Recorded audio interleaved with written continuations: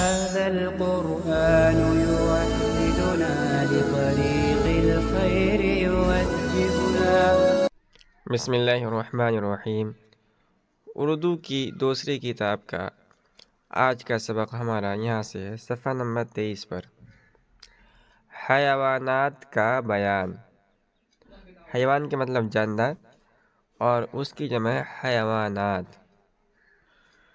خدائے تعالی نے جتنے جانور پیدا کیے ہیں وہ سب انسان کے فائدے کے لیے ہیں۔ کوئی سواری کے کام آتا ہے، کوئی بوجھ ڈھونے کے، کسی کا گوشت کھاتے ہیں، کسی کا دودھ پیتے ہیں۔ دودھ سے ربڑی، کھویا، دہی اور پنیر بناتے ہیں۔ ملائی، مکھن اور گھی نکالتے ہیں، اور ان چیزوں سے طرح طرح کی مٹھائیاں بناتے اور مزے کے کھانے پکاتے ہیں۔ بعض جانور انڈے دیتے ہیں، ان کو بھی کئی طریقوں سے کھاتے ہیں۔ جانوروں کا چمڑا بڑے کام کی چیز ہے۔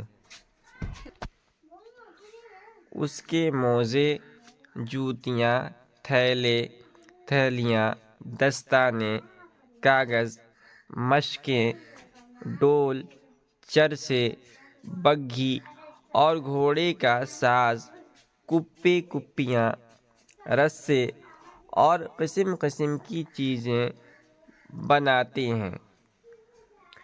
بعض جانوروں کے بالوں اور اون سے چوگے، کمبل، قالین، لوئیاں، بانات، شال، دوشال اور پشمینے بناتے ہیں اور انہیں اوڑھ کر جاڑے میں سردی سے بچتے ہیں۔ سرد ملکوں میں چھوٹے چھوٹے جانور ایسے بھی ہوتے ہیں کہ ان کا رواں نرم چمکیلا اور خوش رنگ ہوتا ہے۔ ان کی کھال سے پوستینیں اور ٹوپیاں بنتی ہیں جنہیں پہن کر ہم گرم ہوتے ہیں۔ بعض جانوروں کے سینگوں اور ہڈیوں کے کنگھے کنگھیاں، چاقو کے دستے، بوتام، چھوٹی چھوٹی ڈبیاں، بچوں کے لیے کھلونے اور دیگر خوبصورت چیزیں بنتی ہیں۔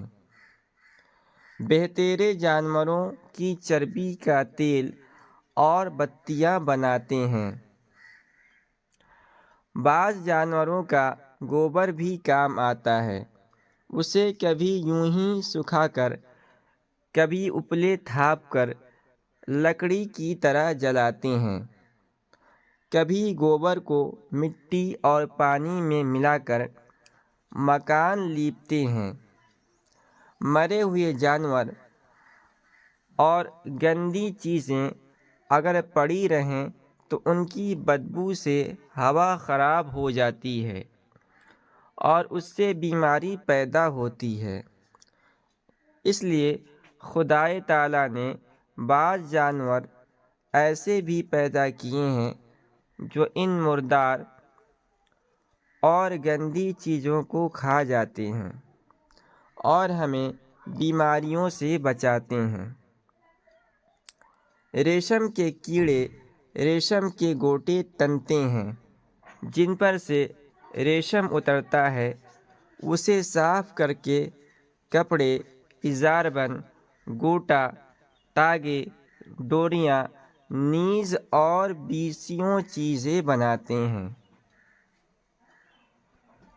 شہد کی مکھیاں محال بناتی ہیں، پھولوں سے مٹھاس چوس چوس کر لاتی ہیں اور محال میں جمع کرتی ہیں۔ اسی کو شہد کہتے ہیں۔ یہ بڑے فائدے کی چیز ہے۔